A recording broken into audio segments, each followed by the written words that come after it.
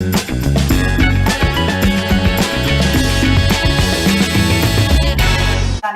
let's move over to the main feature of the show today.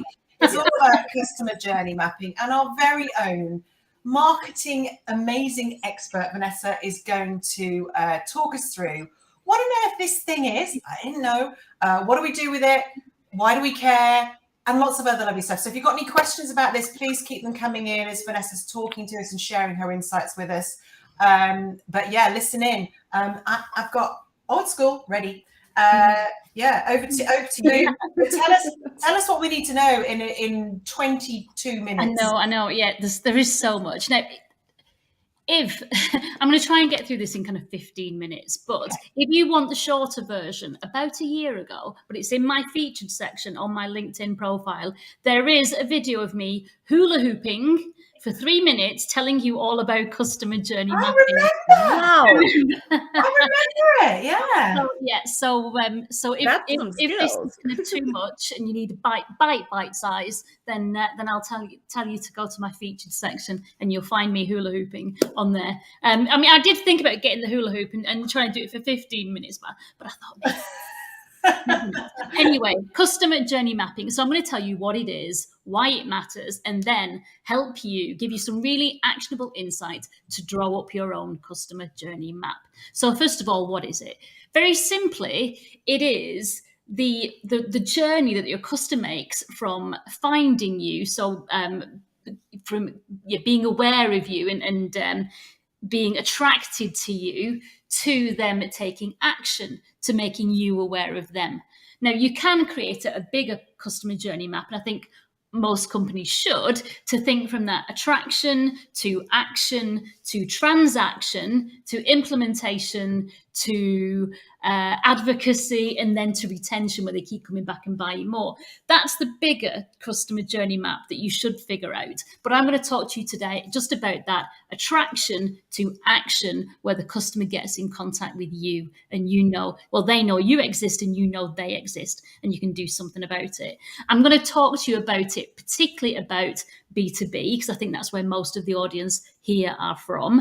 And I'm going to talk about websites in particular, because that's where a lot of those leads, those inquiries, that's where they fall away, and that's where they're not being captured. So that's what we're going to talk about. So why is it important? Well, it's important because you won't be getting all the leads if there are gaps in your customer journey and your customers are getting lost and going elsewhere. So it's plugging those gaps and capturing those leads. That's what it's all about. And if you think about customer journey mapping, it is about customer experience. It's removing that grit. And I'm going to talk about websites, but if you think about the customer journey offline, what's that like for your customers? Let me give you an example. I went to Glasgow last week. I was going to a meeting in a hotel, and I went onto the hotel website, the digital part of the journey, to find out where I could park, where could I park my car. It gave a recommendation where you could get a discount at the NCP nearby. So obviously that postcode went into my Google map, or the sat nav on the car, to get me there. When I got there in this strange city that I didn't know, the road was closed because they were filming Batman. Oh. And all of a sudden, I'm like, oh my God, where am I going to go? City centre traffic. Where do I park? Not sure where the hotel is. I was going to look at that next. Where do I go? It was a really bad customer journey, because then I'm thinking, am I going to be late for this really important meeting? So that's a kind of a digital part of the journey that then transcended to real life. The hotel now, it's a bad reputation for me. I'm not interested in that hotel. They could have very easily changed their website for that day for those customers who were coming to that hotel and just said, beware of roadworks, or use a different. So and another example, just a really quick one, because otherwise we'll be here forever. I used to go and visit one of my suppliers in Liverpool. When they moved office, you had to get to their office by using this 4-lane Is it a dual carriageway when it's got 4 lanes? I don't know. And you would expect that it's a 40 mile an hour zone. It wasn't, it was 30. I went there for the first meeting. I got a speeding ticket. I told them after that I got a speeding ticket, and they said, oh yeah, that happens to so many people. People expect it to be a 30 zone. It's like, well, tell the people who are coming to visit you, beware, that's a 30 zone. Because then when they get to you, they won't be disappointed, they won't be stressed. That's a real life customer journey. But I'm going to talk about the digital way. Sorry, really good examples, though, to help us understand is we forget on the day or the week that our customers might have never been to us before.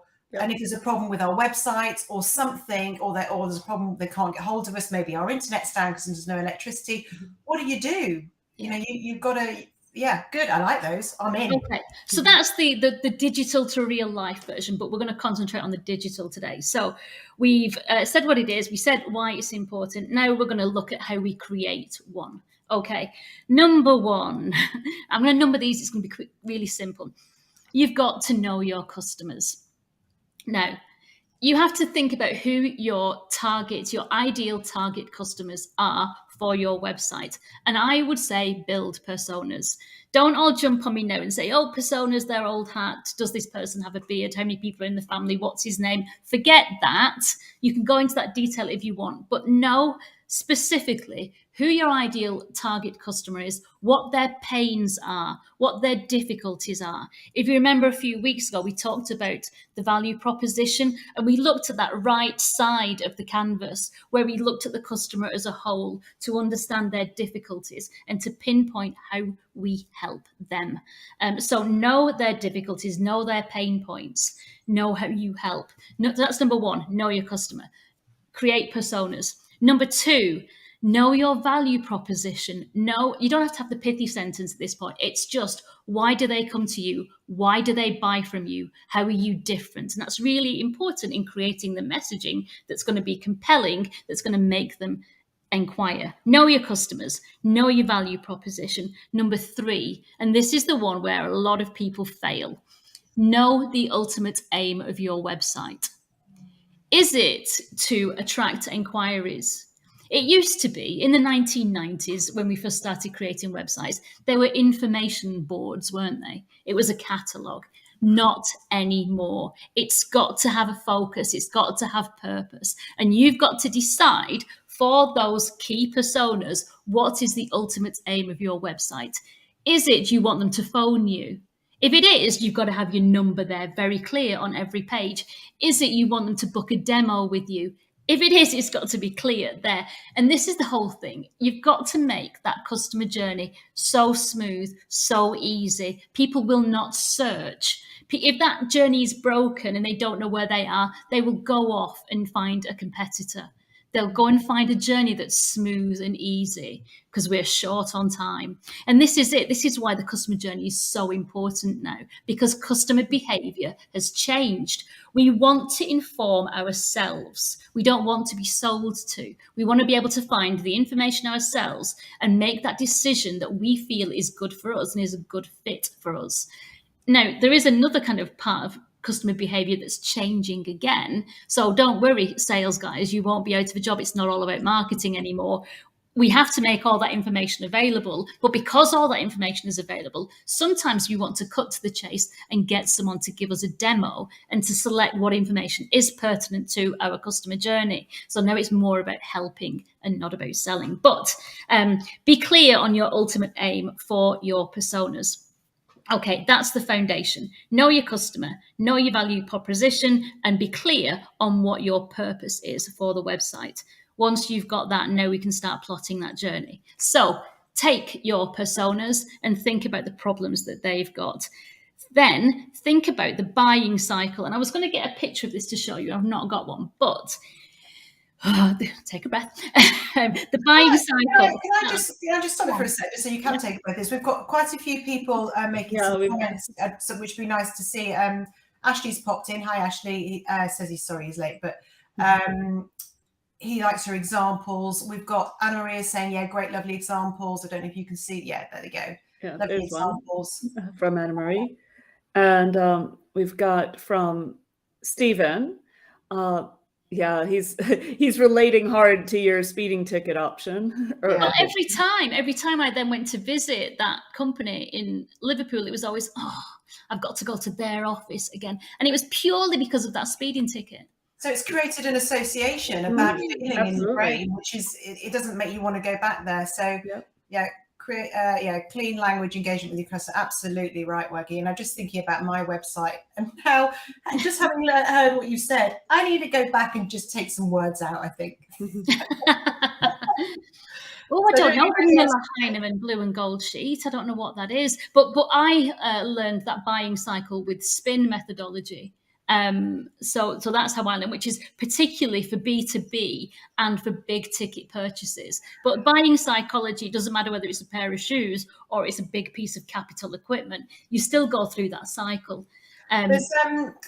Just let you know, because I've done a lot of sales. Spin now is quite a dirty word, and I know everyone learnt it a long time ago. So when I'm listening to you talking about the pains and all the rest of it, I never think of it like that anymore. I think about, what do they need? How can I help them? So you end up with the same thing. Yeah. It's just something about the mindset, when we go in looking for pain, and it's different maybe when you've got a marketing hat on as a sales hat, but your behaviors then represent, I'm looking for your pain. And it's very different to an intent of, how can I help you solve your problems? Well, I think, if I can't, sorry to interrupt you, but I think spin shouldn't be a dirty word. So I did a course for spin selling first, and I went away thinking, it's all about pain.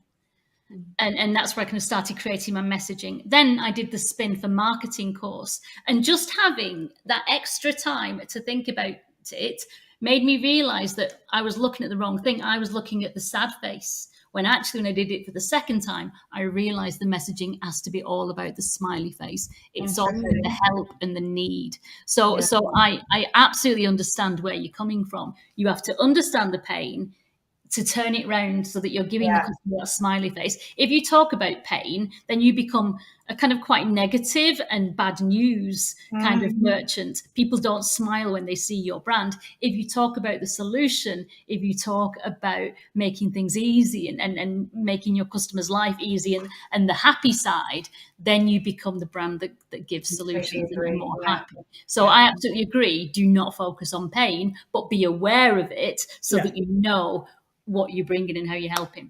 You mean like giving the answer without stating the pain itself? So instead of like the stereotypical TV ad for like frying pans or something like that, are you tired of X and Y and Z as a problem? We can solve that. So you go straight into the, this salt, this food. Yeah. Right. I'm going to crack on because we're not going to have time otherwise. So, so we've got know your customers, know your value proposition, be clear on your ultimate aim. We've now taken your personas. We're thinking about the buying cycle. So I'm just going to really quickly go through. It's that attraction, the changes over time. Recognition of needs is the next stage. Evaluation of options is the next stage. So you've realized you've got a need. You're now going to be looking for, what is the product? Who is the supplier who can help fulfill that need? Once you've found that supplier, you then move on to resolution of concerns. Is this company safe? Is the management team capable?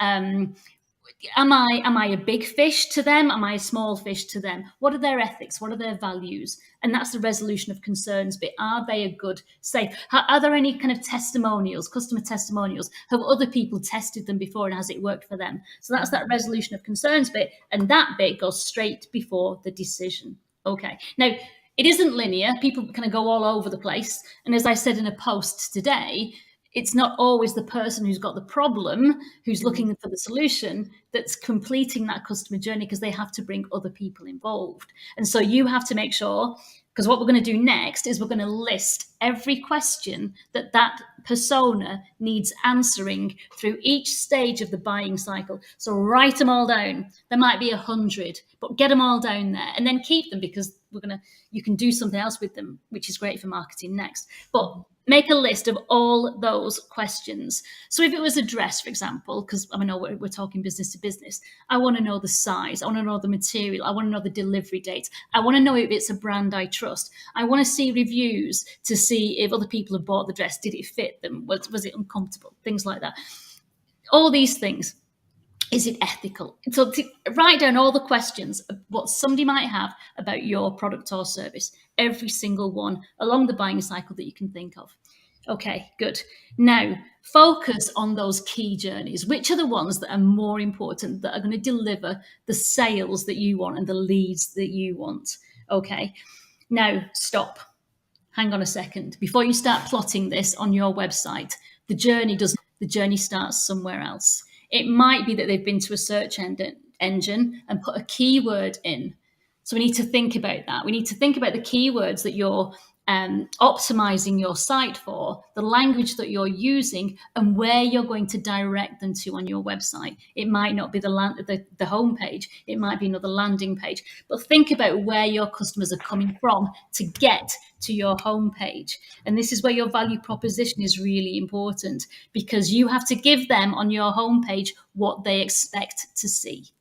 If that first part, and this is where so many customer journeys go wrong, if that first part and they land on your website and they can't tell what you do, and that whatever the message they've found that's attracted to them, if it comes to your homepage and that's where you're directing them, if you're not giving them that message, they're going to be confused and they're going to go somewhere else. So if I'd clicked on an ad for that dress on Facebook, as they're always targeting me with lovely dresses. If I click on that and it takes me to the homepage of that brand and not directly to that dress, I'm going to think, I can't be bothered searching.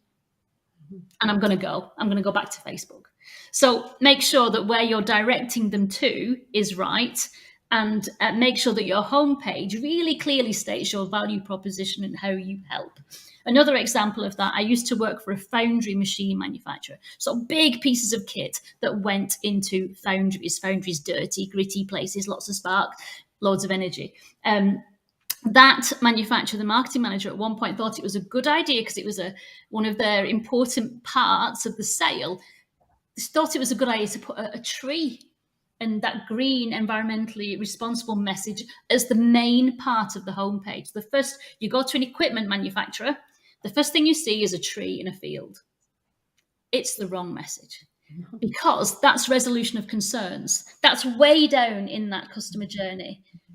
We need to know your value proposition at that first piece of that journey. Okay, that's where we need to be on your homepage, not at resolution of concerns, because that you kind of jump in the journey and it makes no sense and you're going to lose people. Okay, so you're thinking about where the journey starts. You've got all the questions and all the information that you need to provide along the steps of that journey to get to that decision. Okay, we can start plotting to get there. It's got to be simple, it's got to be accessible, logical, and direct. As we've said, it's not always linear. So if people are going off to look at resolution of concerns, they're going to see your About Us page. They want to know what your values are. They want to see your meet the team, the management team. Are they capable? You need to make sure you're bringing them back to that journey, or you're going to make sure that your ultimate aim is on every single page. Think about where that resolution of concerns is. It's just before decision. So if the last concern is the management team capable, then when someone opens up that nice little bit about your MD, do they then have a button to say, let's start the conversation, fill in our inquiry form, book a demo now? Because that's where, this is the biggest one where websites fail. People put up customer testimonials, the About Us page, news pages, meet the team. All of these things are resolution of concerns, that one step before decision, and there are no CTAs. Okay, so this is what you've got to do. CTA? Sorry, a call to action, and that's your ultimate aim for the website that you've decided way back at the beginning. It's book a demo, phone us, send an inquiry form. You've got to do that at those resolution of concerns pieces. Okay, can I just interrupt you 1 second? I mean, don't worry if you can't get through all this, because we can come back to it. There's always so much more to say. But Alan's asked, well, actually, a couple of questions. Ashley's asked a question. Whether we can go back. Fast. I saw it. Here we go. That's his buying journey. So it's this one, yeah. I think it's a very good question, and yeah, why not? We should do. We've got all the recordings. Yeah, we have downloaded all the audio recordings to do that. We've just not got around to it yet. We'll do it, Ashley. Good prod, thank you. And Waggy's said, do not forget referring customers. Yeah, that's good. Yeah, very good. Absolutely, because that's the first stage, isn't it? If somebody's referred you, and then you probably will go to the homepage first. But if, for example, if it's a promotion and it's such a bad, so many people do this, they'll create a promotion on social and to get your attention, but the link will be to the homepage. But when they get there, the image from the ad, the text from the ad isn't on the homepage. And you've completely broken the journey. Yeah. They don't understand where they are. There's a complete mismatch. So if you are creating a promotion, even if it's for one of your products, you might not want to send them to that product page because what you use in the promotion probably won't be what you put at the header of that product page. So you might want to create a landing page specifically to keep that really smooth. It's all about smoothness and taking that grit away and giving what is expected. Yeah. Don't make people think extra or do extra work to find what you want them to find. No one's got that time. What do you think of Alan's question? Yeah. Are we talking about service provision here or product or both? It's both. A product is a service is a product. Is the question, how do I beat Amazon? Not necessarily in a business to business. Well, it depends actually what your product is. And I used to sell capital equipment. You can't buy that on Amazon, and you can't buy it off a website either because it's usually kind of custom built. But I think with most B2B, there might be a few things, spares and things that they could put on Amazon, but majority obviously aren't. And could you beat Amazon? I mean, Amazon have got join them, don't beat them. Yeah, choose your battles, man. Yeah. There's certain giants you're not going to bring down. Yeah. Yeah. Thanks, Anna Maria. I think you're absolutely right. You should. This is an evolving process. We've only, how long have we been going? Probably about 4 or 5 months, long enough to get it onto podcasts for sure. But thanks for the nudge because that is a very good idea and something that we do want to do. Chris has gone, but he's going to catch up. So just in the last, literally the couple of minutes, I know you've got loads more to share, but we can come back to this and do part 2. No, that's pretty much everything. So just if I'd leave you with any of the things, just really, really quick. Know your customers, know your value proposition, know your ultimate aim of the website. Take those personas, list all the use cases, every question that they've possibly got, then choose your key journeys. Then plot your customer journey map, A, B, C, D, E, step 1, step 2, step 3, step 4, buy, or connect, or send a message. Remember, the journey starts before then, and always add everything. That's everything, really. Remember that the resolution of concerns bit comes straight before decision, so make sure that your About Us pages, etc., don't fail in that journey. Take them to the next step. And then, with all those questions that you've created, the 100 and whatever questions, keep them and start writing blogs about them. They ask, you answer. Every question that your customers will have, you can create in a blog, which will be great for search engine optimization and helping your customers make that decision. There you go. Absolutely. Yeah. This is your community and this is for you. So please do get in touch. And if you have any other questions on marketing or the customer journey, let me know and we'll help. Until then, thank you very much. Thank you very much for listening to me.